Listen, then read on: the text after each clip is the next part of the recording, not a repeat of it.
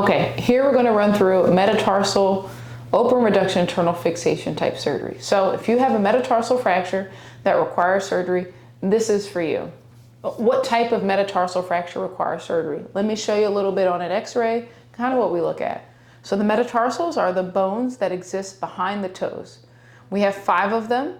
And essentially, if there's a fracture where there's displacement in any plane greater than 3 millimeters, typically patients will need surgery. If we only looked here, this patient might be able to get away without having surgery. But if we look on the lateral, you can see there's significant displacement. Essentially, there's no contact on that bone from this lateral view. So this patient requires surgery to put that bone back into place. So what does that surgery look like? First and foremost, with any surgery, the patient has to be healthy enough to undergo surgery. That means you have to get clearance from your medical doctor, you have to get appropriate lab work, and we'll give you paperwork for that. What's next? Next, you go under a general anesthesia typically. Sometimes we can do it under sedation, and you'll get some numbing medication. Either I can give you the medication, or the anesthesiologist can do what's called a popliteal nerve block, where they put numbing medication behind your knee, and that lasts for up to 18 or 24 hours, depending on the type of medication that they use. Typically, the type of fixation that you'll get will be a plate and some form of screw fixation in order to stabilize things. Let me show you a little bit about what that looks like. Now the fracture is back into place.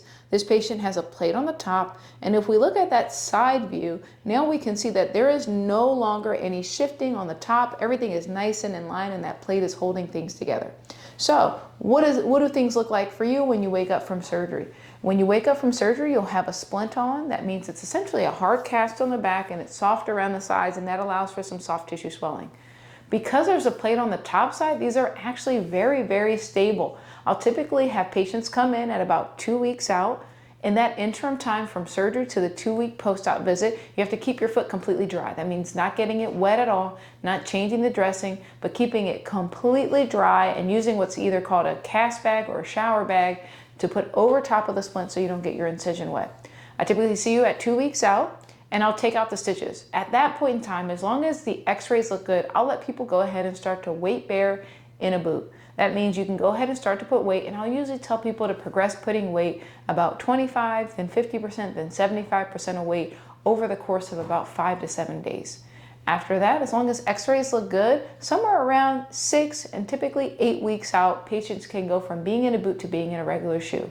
I usually don't advocate any running, jumping, or any dynamic type activity until at least the 3-month mark after surgery. So the biggest things to know are you have to keep your incision dry after surgery. After that, your sutures are removed. You can then start to weight bear in a boot, and typically the return to a shoe is somewhere around 6 to 8 weeks depending on the patient. Things that can happen with surgery are transient swelling. There's going to be a little bit of swelling after surgery, and typically that can last anywhere between 3 and 4 months. There's going to be some tingling pain. There's an incision made on the top of your foot. There are some nerves in that area, and there can be what we call paresthesias, or numbness and tingling at that surgical incision line. That typically improves with time.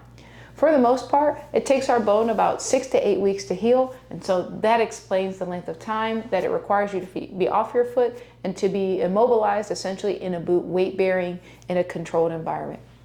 If you have any questions, let me know. Otherwise, speedy recovery. Peace.